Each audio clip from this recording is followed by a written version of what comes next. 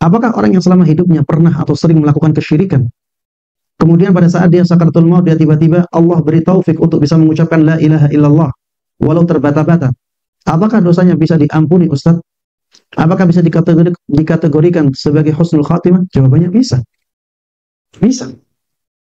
Allah Subhanahu wa taala Maha Pengampun. Dan bisa jadi orang tersebut melakukan kesyirikan karena kejahilan. Bisa jadi karena kejahilannya. Sebenarnya dia benar-benar tulus. Allah tahu ketulusan hati dia. Tapi karena kejahilannya, karena lingkungannya, akhirnya dia menjadi seperti itu. Bukan karena keinginan dia yang buruk. Ya. Akhirnya Allah Subhanahu wa taala ya mengampuni dia di masa akhir kehidupannya. Dan bisa jadi dia itu banyak beristighfar, banyak bertaubat kepada Allah Subhanahu wa taala dari semua dosanya, tapi kita tidak melihatnya. Antara dia dengan Allah Subhanahu wa taala. Akhirnya Allah Subhanahu wa taala mudahkan dia untuk mendapatkan husnul khatimah sebelum kematiannya dia melakukan kebaikan, sebelum kematiannya dia mengucapkan kalimat tauhid ya dan seterusnya. Bisa. Makanya ya kita itu tidak bisa memastikannya. Apakah orang ini itu husnul khatimah ataukah tidak? Kita tidak bisa memastikan apakah orang ini ahli surga ataukah tidak, kecuali yang telah disebutkan di dalam ayat-ayat, di dalam hadis-hadis Nabi Shallallahu Alaihi Wasallam. Ya, atau jelas-jelas ya dia di luar Islam. Jelas-jelas dia di luar Islam. Tapi kalau misalnya orang tersebut ahli maksiat tapi masih muslim, kita nggak bisa memastikan dia di neraka. Nggak bisa. Nggak boleh.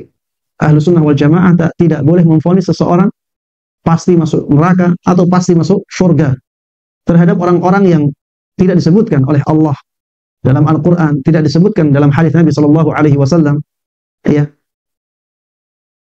kita harus hati-hati dalam masalah ini. Ya, dan bisa jadi orang yang kelihatannya dahulu bergelimang dengan kesyirikan, pada akhirnya Allah Subhanahu Wa Taala berikan taufik kepada dia untuk bertaubat dan meninggal dalam keadaan husnul khatimah. Begitu pula orang yang kehidupannya bergelimang dengan kebid'ahan. Bisa jadi Allah Subhanahu wa taala berikan taufik kepada dia ya sebelum kematiannya ya dia bertaubat. Kemudian dia mendapatkan husnul khatimah. Bisa jadi seperti itu ya. Allah Subhanahu wa taala itu tidak butuh mengadab hamba-hambanya. Ya. Allah Subhanahu wa taala itu tidak butuh mengadab hamba-hambanya. Ya kadang-kadang orang yang bergelimang dengan kesyirikan atau seringkali itu karena kejahilannya. Jadi dia ma'dzur dengan kejahilannya. Ya, ini pendapat sebagian ulama ya. Banyak ulama mengatakan bahwa kejahilan itu bisa menjadi udzur bagi orang yang melakukan kesyirikan. Karena dia jahil. Dia sudah berusaha untuk belajar qadarullah wa masya'a fa'al, belajarnya juga kepada orang yang bergelimang dengan kesyirikan. Akhirnya kehidupannya juga bergelimang dengan kesyirikan. Ya, apabila keadaannya demikian, ya mudah-mudahan Allah Subhanahu wa taala memberikan udzur kepada mereka. Ya, mudah-mudahan Allah Subhanahu wa taala memaafkan mereka.